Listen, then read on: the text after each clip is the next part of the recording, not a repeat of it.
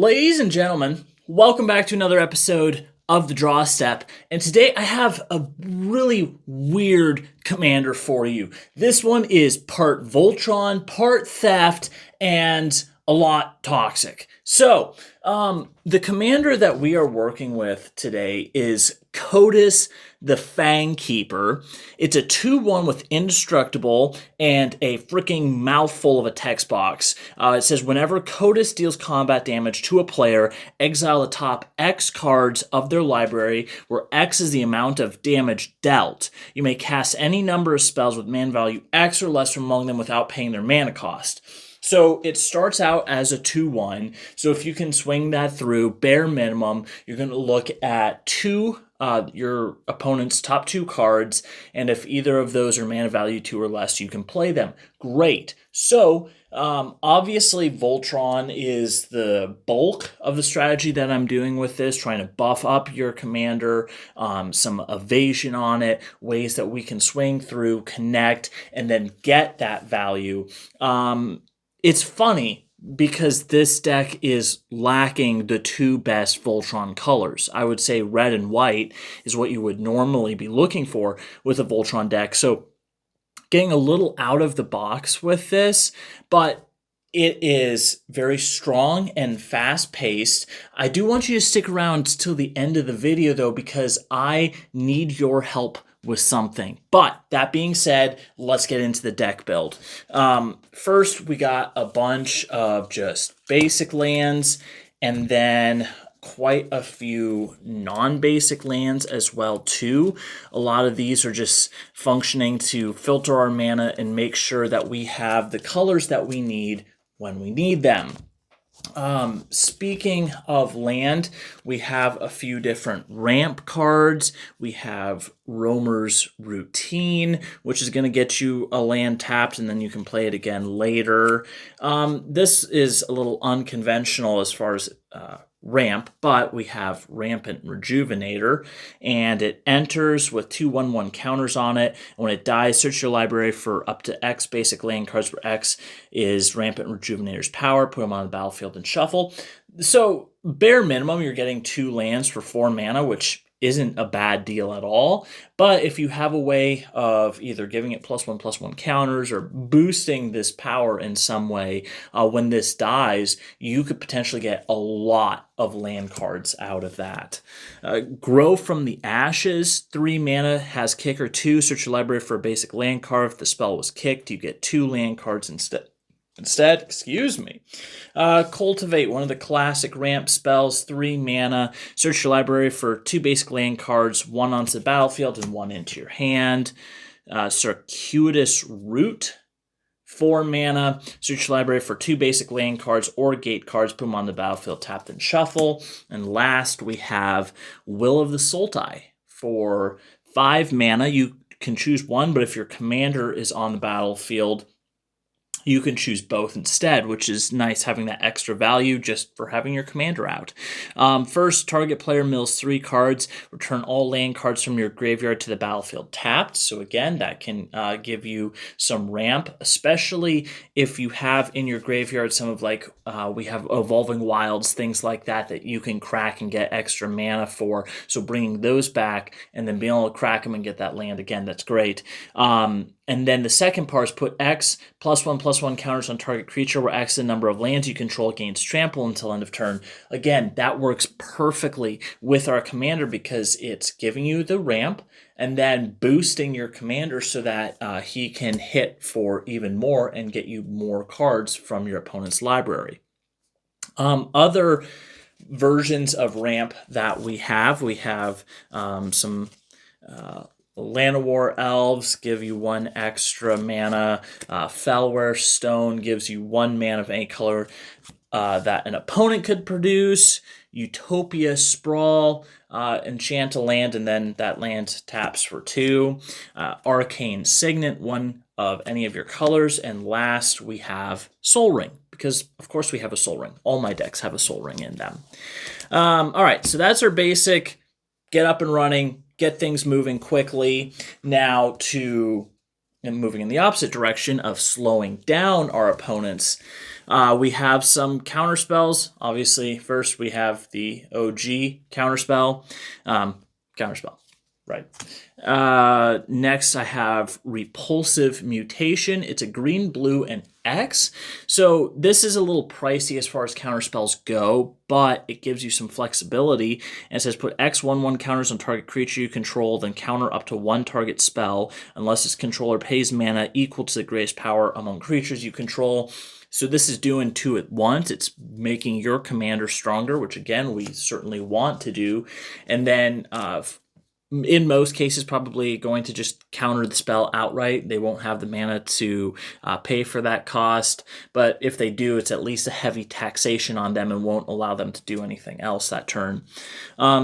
Similar, we have Essence Capture, counter target creature spell, and then put a +1/+1 counter on one target creature you control, which is nice with your commander.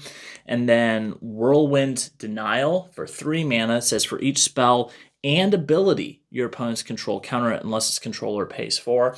That's nice if somebody else's, if they have like a commander that's about to do something disgusting, you can counter an ability instead of just a spell. I like that flexibility.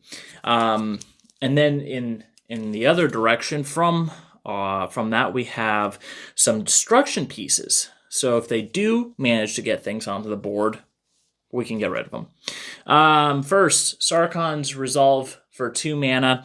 Either target creature gets +3/+3 until end of turn. Cool. So we can either buff our commander or destroy target creature with flying. Gives you some flexibility there. I love that. Speaking of flexibility, we have Golgari's Charm for 2 mana. All creatures get -1/-1 until end of turn, or destroy target enchantment, or regenerate each creature you control. That can be nice, especially paired with, like, I have kind of a break glass in case of emergency. Death begets life. It says for 8 mana, destroy all creatures and enchantments, and then draw a card for each permanent destroyed this way. So it does take out quite a bit, but again, if you have played like a Golgari Charm in combination with this, it will keep all of your creatures safe, or keep them on the battlefield, and then take out all of your opponent's stuff, but you still get that card draw. So that's nice. That can set you up for a win right there. Fade into Antiquity for 3 mana, exile target artifact or enchantment. Haywire Might, it's a creature, but once it's on the battlefield, you can pay 1, sacrifice it, exile target non-creature artifact or non-creature enchantment. And then last, for our destruction, I have Awaken the Honored Dead, Saga counter 1 or lore counter 1, destroy target non-land permanent. Number 2, mill 3 cards. And then number 3, you may discard a card. When you do, return target creature or land card from your graveyard to your hand. So if you do, if one of your pieces that you really like gets taken out, that's a way to bring it back. We love that. All right, next up, speaking of bringing things back, I have Lie in Wait. For 3 mana, return target creature card from your graveyard to your hand. Lie in Wait deals damage equal to that card's power to target creature. So we have a couple pretty big cards that we could bring back and then do some damage to our opponents there. Combat Tutorial. For 3 mana, target player draws 2 cards, which is nice. It's great to keep your engines rolling, keep cards in your hand so that you have plenty of stuff to work with, but it also puts a +1/+1 counter on one target creature. Obviously, we're going to put it on our commander to make them stronger. Enter the Enigma, 1 mana. And it says target creature can't be blocked this turn, draw a card. That is great. A surefire way to make sure your commander gets through, does that damage, you get those free cards, and you get a free or a card to replace this card with that. Now I got a whole bunch of equipment here. Again, this very Voltron-esque is what we're going with for the bulk of our commander, what we're focusing on. Sword of Vengeance for 3 mana and 3 to equip. Equip creature gets +2/+0, has first strike, vigilance, trample, and haste. That's solid stats, making sure that your commander can get through and then also be able to be there to block as well too. Security bypass for 2 mana. As long as an enchanted creature is attacking alone, it can't be blocked. Honestly, we're fine with that. We can keep some creatures back as blockers, and really we just want our commander hitting in order to get that damage and get those free cards from our opponents.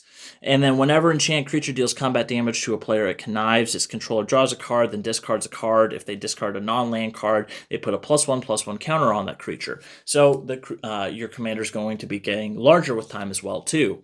Speaking of getting larger, a lot larger, Excalibur, Sword of Eden.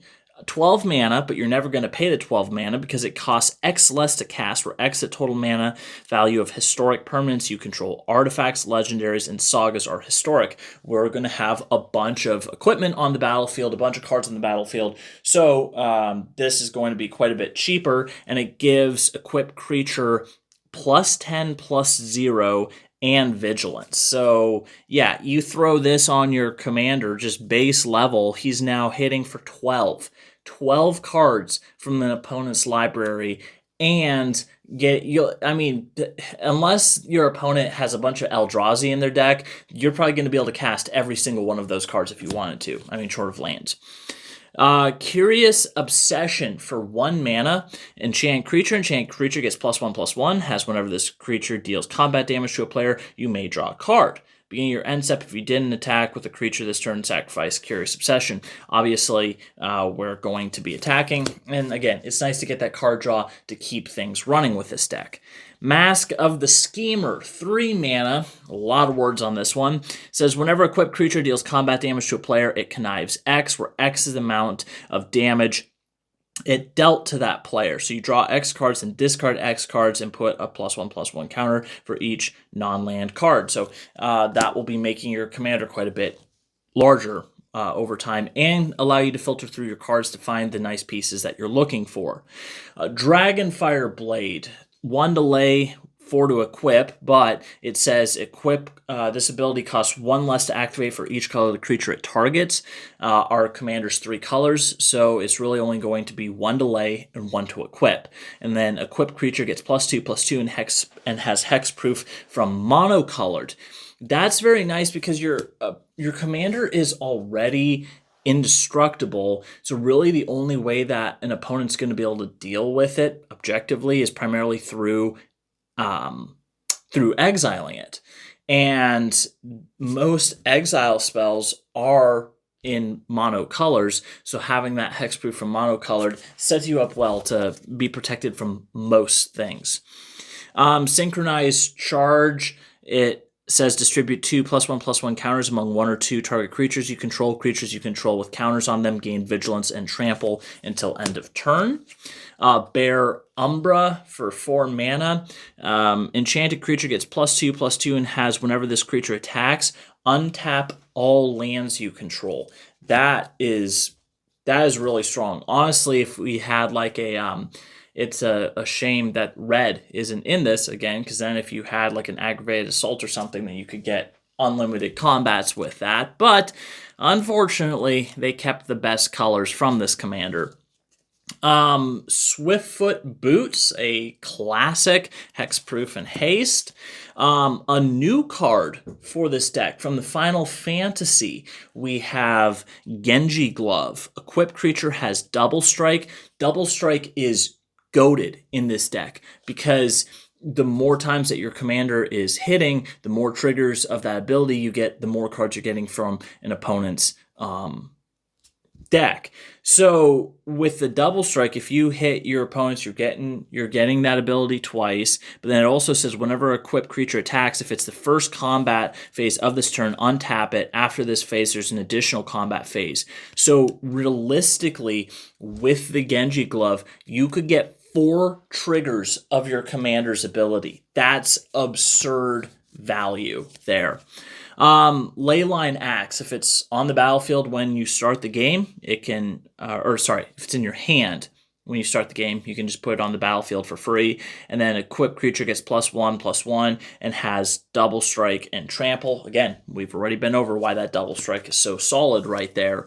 Speaking of which, one of the OG double strike pieces, a Fireshrieker, which again gives it double strike. Next, I have Loxodon Warhammer. Gives a creature +3/+0 and has trample and lifelink. Losing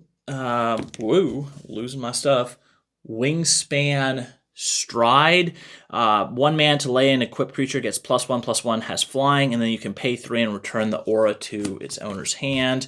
And then the last of my equipment, I have Brotherhood Regalia, which gives it Ward 2. It's an assassin and it can't be blocked. So again, guaranteed to be swinging through and getting that damage.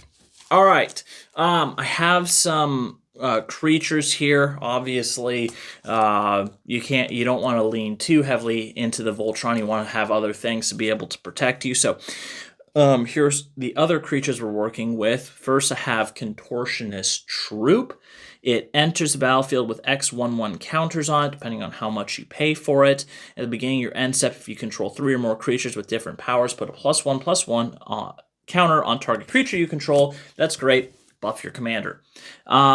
Omnivorous Flytrap, 3 mana, and it says a lot of words.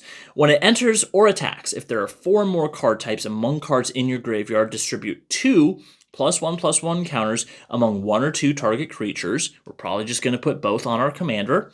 Then, if there are 6 or more card types among cards in your graveyard, double the number of +1/+1 counters on those creatures. If you can hit, I mean, even just having the 4 is great, but if you can make it to the 6, that's going to juice your commander extremely, extremely fast. Speaking of juicing your commander, exponential growth. XX green until end of turn, double target creature's power X times. I mean, if you have enough mana to sink into that, you can make your commander freaking massive. And then at that point, you don't even care about getting stuff from your opponents. You're taking them out with commander damage or straight up combat damage, depending on how large you make it. Royal Assassin, 3 mana, tap, destroy target tapped creature.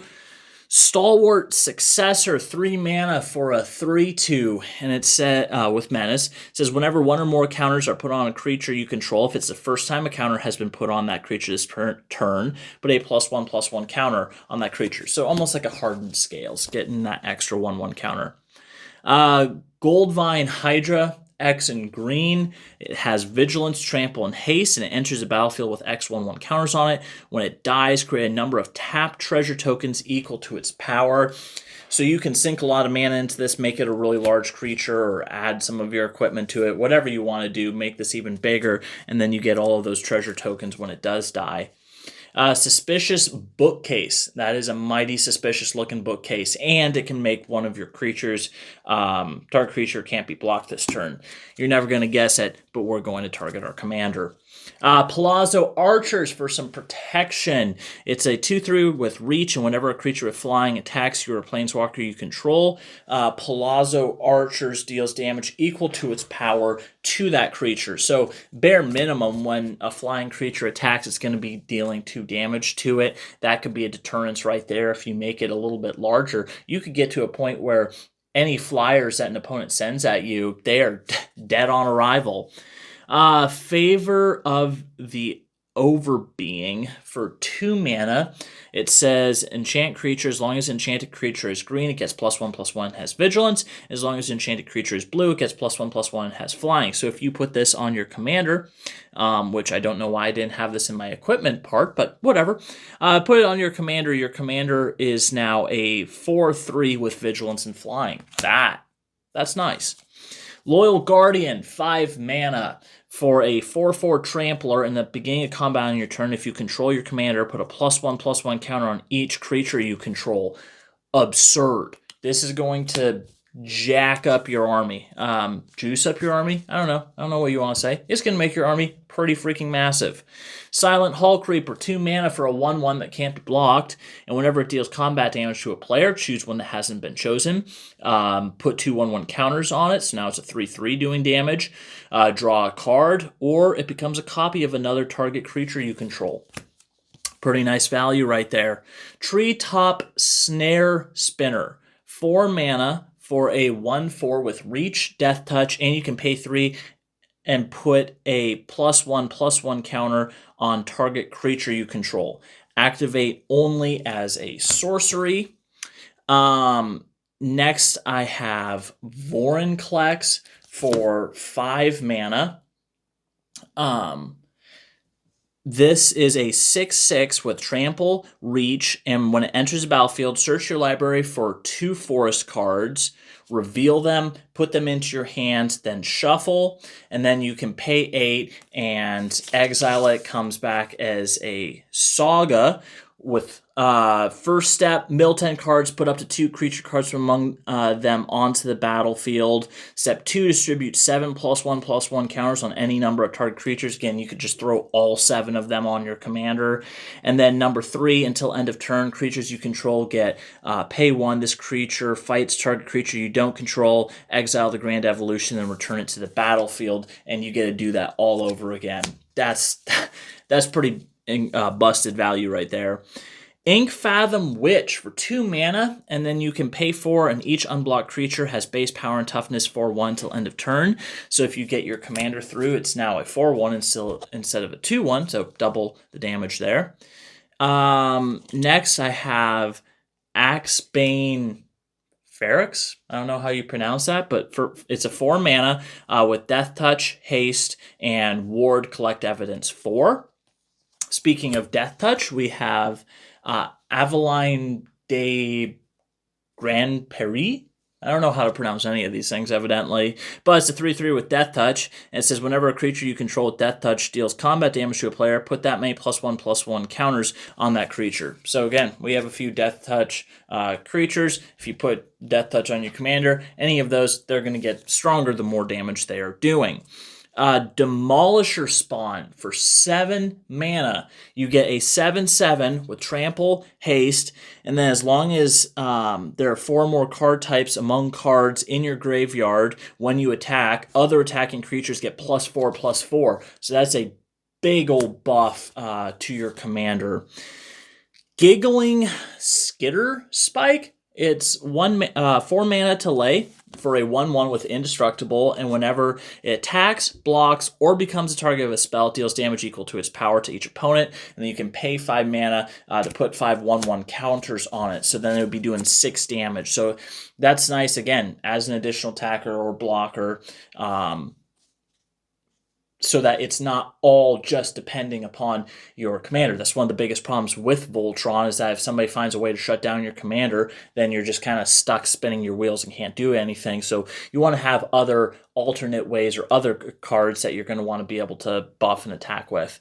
Last, we have Champion of Lambolt for 3 mana. It's a 1/1, and creatures with power less than Champion of Lambolt's power can't block creatures you control. Whenever another creature enters the battlefield under your control, put a +1/+1 counter on Champion of Lambolt. So as that creature gets larger, that's again another creature you're going to want to try to boost up pretty quickly, because then it'll make your army unblockable.